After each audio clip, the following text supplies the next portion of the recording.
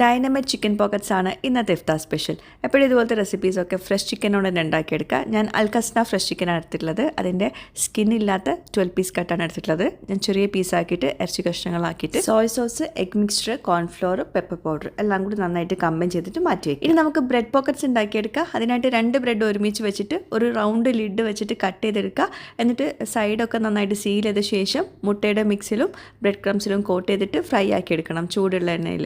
എപ്പോഴും ഇതുപോലത്തെ സ്നാക്സ് ഒക്കെ ഉണ്ടാക്കുമ്പോൾ ഫ്രഷ് ചിക്കനോട് തന്നെ ഉണ്ടാക്കിയെടുക്കാൻ നോക്കുക. അതിൻ്റെ ഒരു ടേസ്റ്റ് ഒന്ന് വേറെ തന്നെയാണ്. ഞാൻ ഇപ്പോൾ ഇവിടെ എടുത്തിട്ടുള്ള ചിക്കൻ അല്ലീനിലെ അൽഖസ്ന ഫാംസിലെ ഫ്രഷ് ചിക്കനാണ്. അപ്പോൾ അതിൻ്റെ പ്രത്യേകത എന്താ വെച്ചിട്ടുണ്ടെങ്കിൽ നോ ആഡഡ് ഹോർമോൺസ് ആണ്, അതുപോലെ തന്നെ ആൻറ്റിബയോട്ടിക് ഫ്രീ ആട്ടോ. So back to recipe. നമുക്കിനി ഈ ബ്രെഡ് നന്നായിട്ട് കോട്ട് ചെയ്ത് വെച്ചല്ലോ, അത് ഒന്ന് ഫ്രൈ ആക്കി എടുക്കുക. നല്ല ഡീപ്പ് ഫ്രൈ ആണ് ചെയ്യേണ്ടത്. 2 വശവും ഗോൾഡൻ കളർ ആകുന്നവരെ ക്യുക്കായിട്ടൊന്ന് ഫ്രൈ ആക്കി എടുക്കുക കേട്ടോ.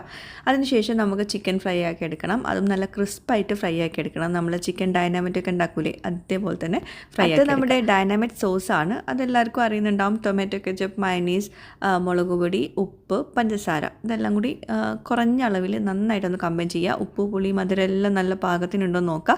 അതിനുശേഷം നമ്മുടെ ബ്രെഡ് 2ആയിട്ട് കട്ട് ചെയ്ത ശേഷം പോക്കറ്റ്സ് പോലെ ആക്കിയെടുക്കുക. കുറച്ച് ലെറ്റൂസ് സൈഡിൽ വെക്കുക, ചിക്കൻ വെച്ചെടുക്കുക, സോസ് വെച്ചെടുക്കുക. അത്രയേ ഉള്ളൂ. നല്ല അടിപൊളി സ്നാക്കാണ്, പെട്ടെന്ന് ഉണ്ടാക്കിയെടുക്കാൻ പറ്റും. എല്ലാവരും ട്രൈ ചെയ്യുക കേട്ടോ. അതുപോലെ തന്നെ ഫ്രഷ് ചിക്കൻ വാങ്ങിക്കുമ്പോൾ അൽക്കസ്ന ഫ്രഷ് ചിക്കനും കൂടി ഒന്ന് ട്രൈ ചെയ്ത് നോക്കാം കേട്ടോ.